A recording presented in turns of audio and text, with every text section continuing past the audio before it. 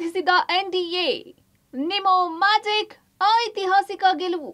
NDA ಕೊರಳಿಗೆ ಗೆಲುವಿನ ಬಿಹಾರ ಜಯ, ದಿಗ್ವಿಜಯ. ಇದು ಅಂತಿಂಥ ಜಯವಲ್ಲ, ಎದುರಾಳಿಯ ಎದೆಯನ್ನು ಒಂದು ಕ್ಷಣ ನಡುಗಿಸಬಲ್ಲಬಹುದಾದ ಅತಿ ದೊಡ್ಡ ಜಯ. ಹೌದು, ಬಿಹಾರ ವಿಧಾನಸಭೆ ಚುನಾವಣೆಯಲ್ಲಿ ಬಿಜೆಪಿ ನೇತೃತ್ವದ ಎನ್ಡಿಎ ಪ್ರಚಂಡ ಗೆಲುವು ಸಾಧಿಸಿದೆ. 243 ವಿಧಾನಸಭಾ ಕ್ಷೇತ್ರಗಳಿಗೆ ನಡೆದ ಊಹಿಸಲಾರದ ಸ್ಥಾನಗಳನ್ನ ಗೆಲ್ಲುವ ಮೂಲಕ ಕಮಲ ದಳದ ಒಕ್ಕೂಟ ಗೆದ್ದು ಬೀಗಿದೆ.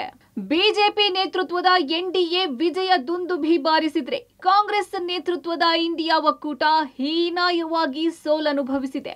ಕಳೆದ ಚುನಾವಣೆಯಲ್ಲಿ ಅತಿ ದೊಡ್ಡ ಪಕ್ಷವಾಗಿ ಹೊರಹೊಮ್ಮಿದ್ದ ಆರ್ಜೆಡಿ ಮೋದಿ ನಿತೀಶ್ ಜೊತೆಯಾಟಕ್ಕೆ ಸೋತು ಸುಣ್ಣವಾಗಿದೆ. ಇನ್ನು ಕಾಂಗ್ರೆಸ್ ಪರಿಸ್ಥಿತಿ ಆರ್ಜೆಡಿಗಿಂತ ಚಿಂತಾಜನಕವಾಗಿದೆ. ಒಂದಂಕಿ ಸಾಧನೆ ಮಾಡಿದೆ. ಬಿಹಾರದ ಬಹುತೇಕ ಎಲ್ಲಾ ಪ್ರಾಂತ್ಯಗಳಲ್ಲಿ ಮೇಲುಗೈ ಸಾಧಿಸಿದೆ. ಮೋದಿ ನಿತೀಶ್ ಕುಮಾರ್ ಡಬಲ್ ಇಂಜಿನ್ ಸರ್ಕಾರಕ್ಕೆ ರಾಜಕೀಯದಲ್ಲಿ ಬುದ್ಧಿವಂತರು ಎಂದು ಕರೆಸಿಕೊಳ್ಳುವ ಜನರು ಬಹುಪರಾಕ್ ಎಂದಿದ್ದಾರೆ. ಮಹಿಳಾ ಮತದಾರರು ನಿತೀಶ್ ಕುಮಾರ್ಗೆ ದೊಡ್ಡ ಪ್ರಮಾಣದ ಆಶೀರ್ವಾದ ಮಾಡಿದ್ದಾರೆ. ಬಿಹಾರ ವಿಧಾನಸಭೆ ಚುನಾವಣೆಯ ಫಲಿತಾಂಶ ಹೊರಬಿದ್ದಿದೆ. ಐತಿಹಾಸಿಕ ಸಾಧನೆಯನ್ನ ಎನ್ಡಿಎ ಒಕ್ಕೂಟ ಮಾಡಿದೆ. 200ಕ್ಕೂ ಅಧಿಕ ಸ್ಥಾನಗಳನ್ನ ಗೆಲ್ಲುವ ಮೂಲಕ ಈ ಒಂದು ಫಲಿತಾಂಶವನ್ನ ಇತಿಹಾಸದಲ್ಲಿ ಬರೆದಿಡುವಂತಹ ಒಂದು ಅದ್ಭುತ ಕ್ಷಣವನ್ನ ಈ ಒಂದು ಎನ್ಡಿಎ ಒಕ್ಕೂಟ ನಿರ್ಮಾಣ ಮಾಡಿರುವಂಥದ್ದು. ಈ ಒಂದು ಫಲಿತಾಂಶದಲ್ಲಿ ನಿಮೋ ಜೋಡಿ ದೊಡ್ಡ ಮ್ಯಾಜಿಕ್ ಅನ್ನ ಮಾಡಿರುವಂಥದ್ದು. ನರೇಂದ್ರ ಮೋದಿ ಮತ್ತೆ ನಿತೀಶ್ ಕುಮಾರ್ ಅವರ ಜೊತೆ ಆಟಕ್ಕೆ ಪ್ರತಿಪಕ್ಷಗಳ ಪ್ರದರ್ಶನ ತೀವ್ರ ಕಳಪೆಯಾಗಿರುವಂಥದ್ದು.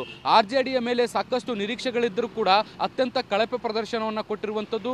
ಕಾಂಗ್ರೆಸ್ ಕೇವಲ ಒಂದಂಕಿಗೆ ಇಳಿಯುವ ಮೂಲಕ ತನ್ನೆಲ್ಲವನ್ನ ಶಕ್ತಿಯನ್ನ ಒಟ್ಟಾಗಿ ಹಾಕಿ ದುಡಿಯುವಂತ ಪ್ರಯತ್ನ ಮಾಡಿದ್ರು ಕೂಡ ಯಾವುದೇ ದೊಡ್ಡ ಫಲಿತಾಂಶವನ್ನ ಪಡೆಯುವಲ್ಲಿ ಸಂಪೂರ್ಣವಾಗಿ ವಿಫಲ ಆಗಿರುವಂಥದ್ದು. ಅಲ್ಲಿಗೆ ಬಿಹಾರದಲ್ಲಿ ನಿತೀಶ್ ಕುಮಾರ್ ಮತ್ತೆ ನರೇಂದ್ರ ಮೋದಿ ಜೋಡಿಗೆ ಜನರು ಬಹುಪರಾಕ್ ಹೇಳಿದ್ದಾರೆ.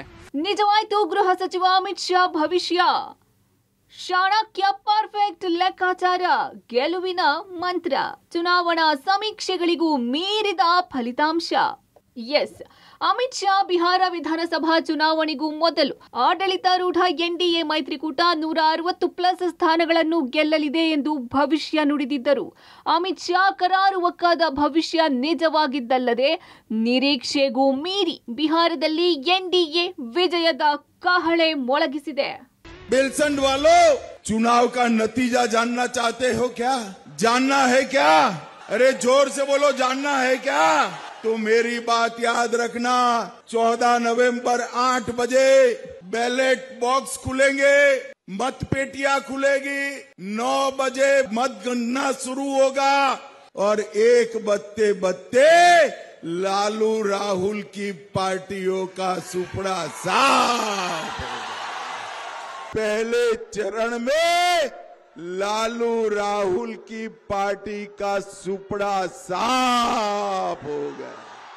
बिहार में 160 से ज्यादा सीटों के साथ एनडीए की सरकार बनने वाली है. ಬಿಹಾರ ವಿಧಾನಸಭಾ ಚುನಾವಣೆಗೆ ಪರ್ಫೆಕ್ಟ್ ಕಾರ್ಯತಂತ್ರ ರೂಪಿಸಿದ್ದ ಅಮಿತ್ ಶಾ ಎನ್ಡಿಎ ಅಭ್ಯರ್ಥಿಗಳ ಗೆಲುವಿಗೆ ಅಗತ್ಯ ರಣತಂತ್ರದೊಂದಿಗೆ ಚುನಾವಣಾ ಅಖಾಡಕ್ಕೆ ಧುಮುಕಿದ್ದರು. ತಮ್ಮ ಚುನಾವಣಾ ಕಾರ್ಯತಂತ್ರದ ಬಗ್ಗೆ ಅಪಾರ ನಂಬಿಕೆ ಹೊಂದಿದ್ದ ಅಮಿತ್ ಶಾ ಸಂದರ್ಶನಗಳಲ್ಲಿ ಮತ್ತು ಚುನಾವಣಾ ಪ್ರಚಾರ ಸಭೆಗಳಲ್ಲಿ ಎನ್ಡಿಎ 160ಕ್ಕೂ ಹೆಚ್ಚು ಸ್ಥಾನಗಳಲ್ಲಿ ಗೆಲುವು ಸಾಧಿಸಲಿದೆ ಎಂದು ಆತ್ಮವಿಶ್ವಾಸದಿಂದ ಹೇಳುತ್ತಿದ್ದರು.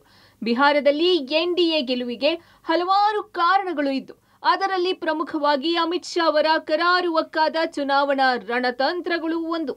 ಬಿಹಾರ ವಿಧಾನಸಭೆ ಚುನಾವಣೆಗೆ ಕೇಂದ್ರ ಗೃಹ ಸಚಿವ ಅಮಿತ್ ಶಾ ಸಾಕಷ್ಟು ತಯಾರಿಗಳನ್ನು ಮಾಡಿಕೊಂಡಿದ್ರು, ರಣತಂತ್ರಗಳನ್ನು ಹೆಣೆದಿದ್ರು.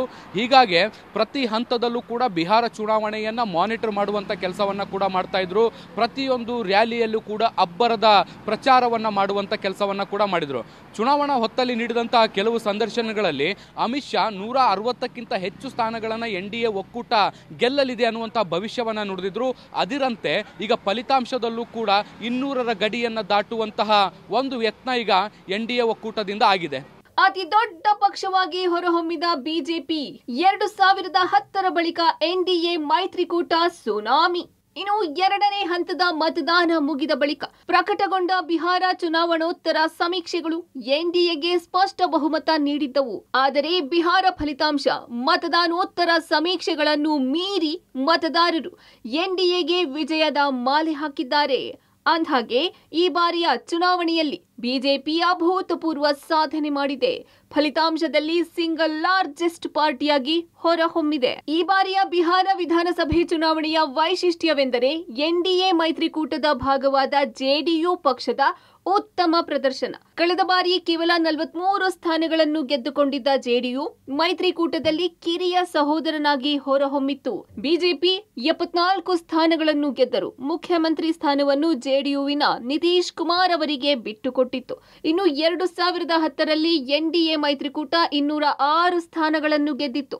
ಅದಾದ ಬಳಿಕ ಇದೀಗ 2025ರಲ್ಲಿ ಪ್ರಚಂಡ ಗೆಲುವು ಸಾಧಿಸಿದೆ. ಕಮಲ ಗೆಲುವಿನ ಹಿಂದೆ ಕ್ಯಾಂಪೇನ್ ಕಮಾಲ್. 565 ಚುನಾವಣಾ ರ್ಯಾಲಿ ಮಾಡಿದ್ದ ಬಿಜೆಪಿ. ಈ ಬಾರಿಯ ಚುನಾವಣೆಯನ್ನು ಪ್ರತಿಷ್ಠೆಯಾಗಿ ತೆಗೆದುಕೊಂಡಿದ್ದ ಬಿಜೆಪಿ ದೊಡ್ಡ ಪ್ರಮಾಣದಲ್ಲಿ ರ್ಯಾಲಿಗಳನ್ನು ನಡೆಸಿತ್ತು.